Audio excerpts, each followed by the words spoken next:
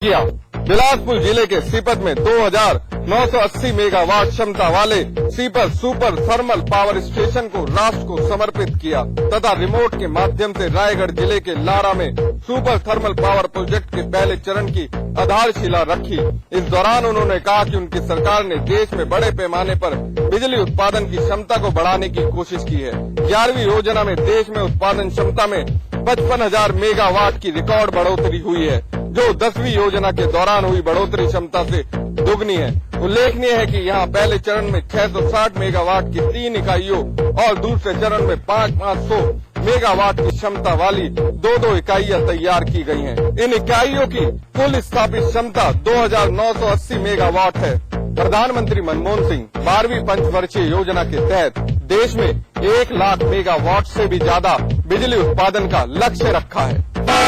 महिपाल मदेरणा के बाद राजस्थान सरकार के एक और मंत्री दुष्कर्म के आरोप में फंस गए हैं और दूसरी ओर राज्य सरकार के लिए बड़ी संकट की बात है, खासकर उस वक्त जब चुनावी माहौल सर पे हो। दूसरी तरफ एक मंत्री पर, राज्य सरकार के मंत्री पर इस तरह के आरोप लगे हों। बहरहाल इस पूरे मामले में सरकार को बचाने के लिहाज से मंत्री बाबूलाल नागर ने इस्तीफा दे दिया है, पर देखना होगा अब राज्य सरकार इस पूरे मामले में क्या कदम उठाती है। मंत्री बाबूलाल नागर ने मुख्यमंत्री को भेजे अपने इस्तीफे में लिखा है कि वे एक अनुसूचित जाति के साधारण परिवार से जुड़े व्यक्ति हैं, जिन्होंने दूदू की जनता के प्यार। आजम के स्टिंग पर पूछा है कोर्ट ने राज्य सरकार से जवाब।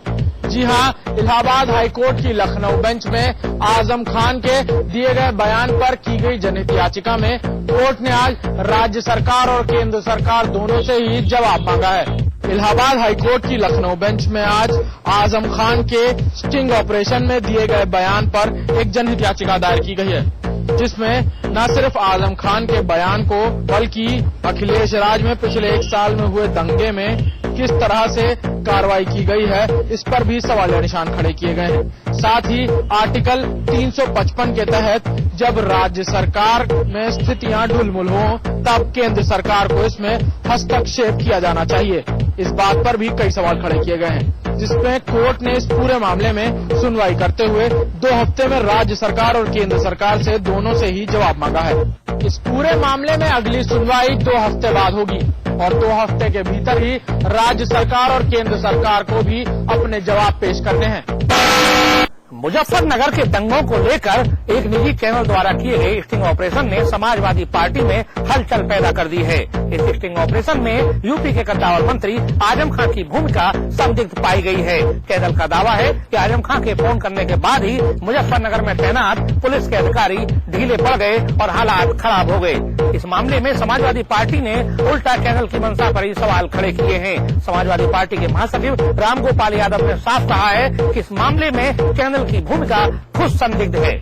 समाजवादी पार्टी के राष्ट्रीय महासचिव रामगोपाल यादव ने कहा है कि पुलिस वालों ने आजम खान का नाम इसलिए लिया क्योंकि उन्हें मालूम था कि दंगा नियंत्रण में चूक हुई है। समाचार प्लस से खास बातचीत में प्रोफेसर रामगोपाल यादव ने कहा कि सरकार उन पुलिस वालों पर जल्दी कार्रवाई करेगी जिनकी भूमिका न केवल संदिग्ध रही बल्कि उन्होंने ड्यूटी में लापरवाही बरती। अभी स्थिति तनावपूर्ण है, इसलिए दंगों पर किसी बड़े नेता की गिरफ्तारी नहीं हो पा रही है। वहीं उन्होंने कहा कि विधानसभा में लगातार हो रहे हंगामे के बाद सदन ने 5 सदस्यीय टीम गठित कर दी है, जो स्टिंग ऑपरेशन की जांच करेगी। ये समिति पूरे स्टिंग मामले की जांच करेगी और जांच रिपोर्ट सदन में सौंपी जाएगी। दूसरी ओर इस मामले में यूपी के मुख्यमंत्री अखिलेश यादव ने भी कहा है कि स्टिंग मामले की जांच की जाएगी और दोषी चाहे कोई भी हो, उसके खिलाफ सरकार कार्रवाई करने में नहीं चूकेगी। समाचार प्लस के साथ खास बातचीत में समाजवादी पार्टी के महासचिव प्रोफेसर रामगोपाल यादव ने स्टिंग मामले में चैनल की भूमिका को ही जहां संदिग्ध करार दे दिया, वहीं ADG law and order Arun Kumar के छुट्टी पर जाने को लेकर कहा कि यह एक सामान्य घटना है। कांग्रेस प्रवक्ता राशिद अल्वी को बागपत और मुजफ्फरनगर जाते समय गाजियाबाद के लोनी इलाके में रोककर दिल्ली वापस भेज दिया गया। कांग्रेस प्रवक्ता राशिद अल्वी गुरुवार को दंगा पीड़ितों और लोगों से मुलाकात करने के लिए बागपत और मुजफ्फरनगर का दौरा करने के लिए जा रहे थे। जैसे ही कांग्रेस प्रवक्ता गाजियाबाद के लोनी इलाके में पहुंचे तो पुलिस और प्रशासन ने उन्हें रोक लिया। पुलिस ने कांग्रेस प्रवक्ता और कार्यकर्ताओं को गिरफ्तार लोनी ले गए, जहां से उन्हें दिल्ली के लिए रवाना कर दिया गया। इस दौरान कांग्रेस प्रवक्ता राशिद अल्वी ने कहा कि सपा सरकार दंगे रोकने और कानून व्यवस्था कायम करने में नाकाम साबित हुई है। उन्होंने साफ कहा कि किसी भी राजनीतिक दल या राजनेता के बहकावे में न आए।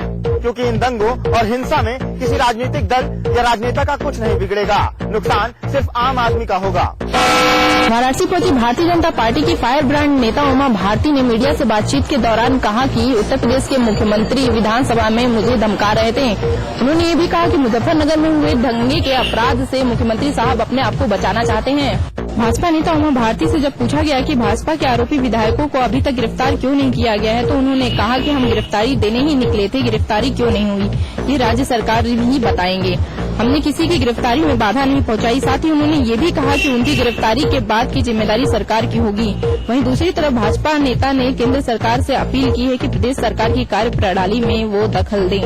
वहीं उत्तर प्रदेश सरकार पर निशाना साधते हुए उमा भारती ने कहा कि यहाँ की सरकार ईमानदार पुलिस और प्रशासनिक अधिकारियों के साथ बुरा बर्ताव करती है।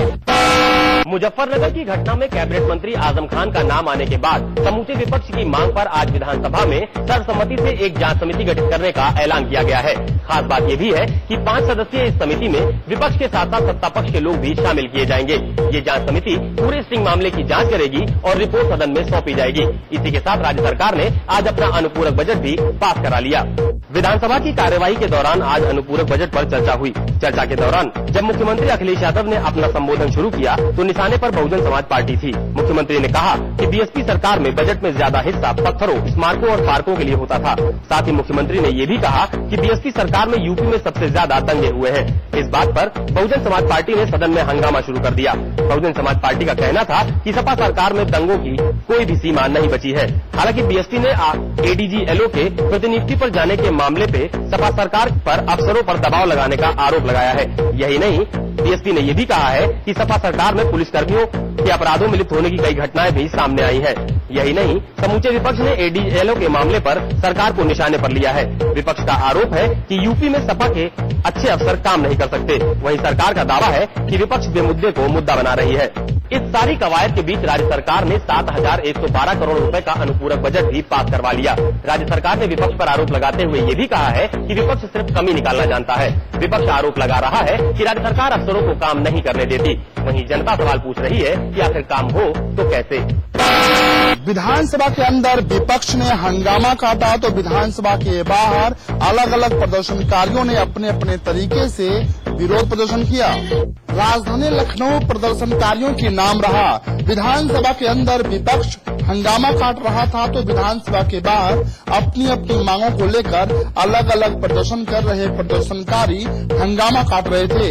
उत्तर प्रदेश के सहायता प्राप्त 4500 माध्यमिक विद्यालयों के शिक्षकों ने विधानसभा के सामने अपनी कई सूत्रीय मांगों को लेकर विरोध प्रदर्शन किया और सरकार पर अपनी नाराजगी जताई। तो राष्ट्रीय विकलांग पार्टी के बैनर तले विधानसभा के सामने सैकड़ों विकलांग मुजफ्फरनगर दंगे के मामले पर सरकार की विफलताओं को लेकर प्रदेश में राष्ट्रपति शासन लगाने की मांग तक कर डाली। वहीं अनोखा विरोध प्रदर्शन में देखने को मिला, जहां संस्कृत शिक्षकों ने अपनी मांगों को लेकर हनुमान चालीसा का पाठ करके अपना विरोध जताया।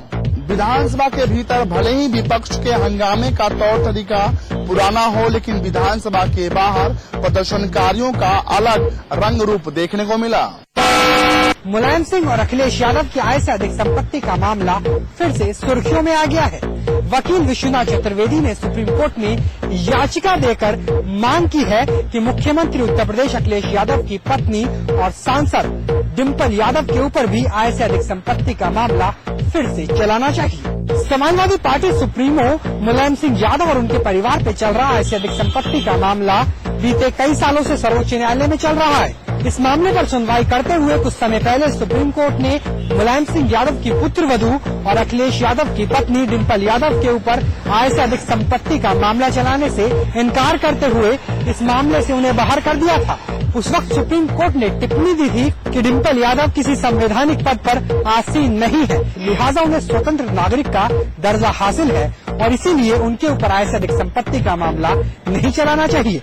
लेकिन बृहस्पतिवार को याचिकाकर्ता वकील विश्वनाथ ने सुप्रीम कोर्ट में याचिका देते हुए ये कहा कि जब सपा सुप्रीमो मुलायम सिंह यादव के पुत्र प्रतीक यादव किसी संवैधानिक पद पे आसीन नहीं है और इसके बावजूद उनके ऊपर आय से अधिक संपत्ति का मामला चल सकता है तो डिम्पल यादव पे क्यों नहीं। याचिकाकर्ता वकील विश्वनाथ चतुर्वेदी ने अपनी याचिका में ये दलील भी दी कि कुछ संपत्ति उत्तर प्रदेश के मुख्यमंत्री अखिलेश यादव और उनकी पत्नी डिम्पल यादव की साझा है, लिहाजा ऐसे अधिक संपत्ति का मामला डिम्पल यादव पे भी फिर से चलना चाहिए। लेकिन ये याचिका महज स्वीकार की गई है और सुप्रीम कोर्ट ने इस पे कोई टिप्पणी नहीं दी है, लिहाजा यादव परिवार के लिए खतरे की घंटी से नहीं कहा जा सकता। आगरा में अखिल भारतीय विद्यार्थी परिषद के सैकड़ों छात्रों ने विश्वविद्यालय में हो रही गड़बड़ियों को लेकर आज विश्वविद्यालय के अंदर जमकर हंगामा कर प्रदर्शन किया। आगरा में आज अखिल भारतीय विद्यार्थी परिषद के सैकड़ों छात्र छात्रा एकत्रित होकर भीमराव अंबेडकर विश्वविद्यालय पहुंच गए। ये छात्र आगरा के अलावा 7 जिलों से आए थे। छात्र विश्वविद्यालय में हो रही गड़बड़ियों को लेकर उग्र थे। छात्रों का कहना है कि आगरा यूनिवर्सिटी में गड़बड़ियां हो रही हैं। सालों से छात्र मार्कशीटों और डिग्रियां लेने के लिए भटक रहे हैं, लेकिन यूनिवर्सिटी में कोई भी सुनने को तैयार नहीं है। इसी को लेकर आज 21 सूत्री मांगों को लेकर ये प्रदर्शन किया गया। छात्रों का कहना है कि यूनिवर्सिटी पर दलालों ने कब्जा कर लिया है, जो पूरी तरह से हटना चाहिए। वहीं एहतियातन तौर पर यूनिवर्सिटी में भारी पुलिस फोर्स तैनात कर दिया गया है। छात्रों ने ये प्रदर्शन 21 सूत्रीय मांगों को लेकर किया और इस प्रदर्शन में 7 जनपदों के विद्यार्थी शामिल हुए। उत्तराखंड विधानसभा में 4,815 करोड़ का अनुपूरक बजट बिना चर्चा के सदन में शाम को पास कर दिया गया। वित्त मंत्री इंदिरा हृदय द्वारा सदन में अनुपूरक बजट पेश किया गया था, जिसमें 3,299 करोड़ प्लान के रूप में व 1,516 करोड़ रुपए नॉन प्लान के रूप में रखा गया है, जिसमें सबसे ज्यादा प्रदेश में आपदा से हुए नुकसान के निर्माण के लिए 2350 करोड़ की मांग की गई है। इसके अलावा SDRF के भवन निर्माण के लिए 5 करोड़ का प्रावधान रखा गया है। इसके अलावा गैरसैंण में विधानसभा भवन के लिए 25 करोड़ का प्रावधान रखा गया है। वहीं रायपुर में सचिवालय और विधानसभा भवन के प्रथम फेज के निर्माण के लिए 25 करोड़ रुपए का प्रावधान रखा गया है। वहीं सरकार ने जल्दबाजी दिखाते हुए अनुपूरक बजट को बिना चर्चा के बुधवार को ही पास करवा दिया। इसके साथ साथ उत्तराखंड लोकसभा अधिकरण संशोधन विधेयक, राज्य अनुसूचित जाति उपयोजना व जनजाति उपयोजना विधेयक, उत्तराखंड राज्य विधानमंडल निवारण विधेयक को पास कर दिया गया। संसदीय कार्य मंत्री के अनुसार 4 और विधेयक कल पास कर दिए जाएंगे। वहीं विपक्ष ने कहा कि भाजपा ने पहले ही सोच लिया था कि किसी भी प्रकार की रोक टोक या कटौती इस बजट में नहीं की जाएगी। विपक्षी बीजेपी ने उत्तराखंड सरकार को आपदा के मोर्चे पर दोतरफा घेरने की रणनीति बनाई है। इसी के तहत विधानसभा घेराव कार्यक्रम आयोजित किया गया। हालांकि भाजपाई विधानसभा तक तो नहीं पहुंच पाए क्योंकि पुलिस ने उन्हें यहाँ बैरिकेड रोक दिया, लेकिन अपना दमदार विरोध दिखाने में जरूर कामयाब रहे हैं। एक और बीजेपी राज्य सरकार को आपदा के मोर्चे पर सदन के अंदर घेर रही है। बीजेपी की मांग पर राज्य सरकार नियम 310 के तहत चर्चा कराने पर मजबूर हुई है। दूसरी तरफ भाजपाइयों ने यहाँ विधानसभा घेराव किया है। हजारों की तादाद में भाजपाई देहरादून पहुंचे, लेकिन पुलिस ने विधानसभा से ठीक पहले यहाँ रिस्पना पुल के पास भाजपाइयों को बैरिकेडिंग पर रोक लिया। पूर्व मुख्यमंत्री भगत सिंह कोश्यारी और डॉक्टर रमेश पोखरियाल निशंक यहाँ बैरिकेडिंग पर चढ़ते जा रहा है। कुल मिलाकर बीजेपी ने राज्य सरकार को आपदा मोर्चे पर जमकर घेरा है। भाजपाइयों ने विधानसभा को घेरने के लगातार इस बैरिकेडिंग को लागने का प्रयास किया, लेकिन यह भारी तादाद में पुलिस बलों ने रोक लिया। इस दौरान बीजेपी अध्यक्ष तीरथ सिंह रावत समेत कई अन्य कार्यकर्ताओं को चोट भी आई है। चूंकि चुनावी साल है, इसलिए बीजेपी सरकार को कटघरे में खड़े करने का कोई मौका छोड़ना नहीं चाहती है। इसी के तहत विधानसभा घेराव का कार्यक्रम आयोजित किया गया था। हालांकि भाजपाई विधानसभा तक तो नहीं पहुंच पाए, लेकिन अपना विरोध दमदार तरीके से राजधानी में कराने में कामयाब रहे हैं। अपनी 8 सूत्रीय मांगों को लेकर पिछली 16 तारीख से जो हड़ताल पर चली गई नर्सों की जो है लोगों को काफी दिक्कतों का सामना करना पड़ रहा है, जिसको लेकर जो है दून अस्पताल भले ही तमाम दावे कर रहा है कि व्यवस्थाएं चाक चौबंद है, लेकिन सही मायने में मरीजों को इससे खासी दिक्कतों का सामना करना पड़ रहा है। 16 सितंबर से अपनी 8 सूत्रीय मांगों को लेकर हड़ताल पर गई नर्सों ने एक बार फिर स्वास्थ्य महकमे को चेतावनी दे दी है कि यदि जल्दी ही उनकी 8 सूत्रीय मांगों पर सरकार अमल नहीं करती तो वो और उग्र आंदोलन करने को बाध्य होंगी। उन्होंने साफ तौर पर कह दिया है कि अगर 21 तारीख तक उनकी मांगे जो है पूरी नहीं हुई तो 22 तारीख से अनिश्चितकालीन हड़ताल पर ले जाएंगी। हालांकि जो उन्होंने जरूर कहा है कि एक शिफ्ट में काम जरूर करेंगी, लेकिन इससे जो है कहीं ना कहीं मरीजों को खासी दिक्कतों का सामना करना पड़ रहा है। दून अस्पताल की अगर बात की जाए तो जिला दून में जो इस समय इसका व्यापक असर देखने को मिल रहा है और नर्सों के जो कहना है कि क्योंकि जो लगातार आश्वासन मिलते हैं, सरकार की तरफ से आश्वासन मिलते हैं, पर आश्वासनों को पूरा न करना सरकार की मानो जैसे फितरत सा बन गया है। ऐसे में देखने वाली बात होगी कि जो सरकार जो दावे करती है, जो आश्वासन देती है, उस पर क्यों नहीं खरा उतर पा रही है। इसका काफी रोज जो है देखने को जो है नर्सों के बीच में मिल रहा है। अपनी 8 सूत्रीय मांगों को लेकर हड़ताल पर गई नर्सों के अब जाने से यहाँ पर मरीजों पर इसका खासा असर देखने को मिल रहा है। पिछले 4 दिनों में लगभग 50 से ज्यादा मरीजों ने दून अस्पताल से स्वेच्छित जो है यहाँ से अपना रिलीव करवा लिया है। उनको सीधे तौर पर यही कहना है कि अगर जो नक्शे नहीं होगी तो व्यवस्थाएं चाक चौबंद नहीं हो पाएंगी। ऐसे में देखने वाली बात होगी जिस तरीके के जो दावे हैं दून अस्पताल की तरफ से किए जा रहे हैं, प्रदेश सरकार की तरफ से किए जा रहे हैं, वो कितने कारगर साबित होंगे। हल्द्वानी में हजारों वन विकास निगम के कर्मचारियों ने अपने परिवार सहित राज्य सरकार की खनन नीति का सड़कों पर उतरकर जबरदस्त विरोध प्रदर्शन किया। बहुगुणा सरकार की नई खनन नीति का विरोध प्रदर्शन इतना बढ़ गया है कि हजारों की तादाद में कर्मचारी सड़कों पर उतरकर आंदोलन कर रहे हैं। सूबे का वन विकास निगम तो पूरी तरह से सरकार की इस नई खनन नीति के विरोध में खड़ा हो गया है। हल्द्वानी की सड़कों पर प्रदर्शन कर रही हजारों कर्मचारियों की भीड़ इस बात की गवाह है कि सरकार नई खनन नीति लागू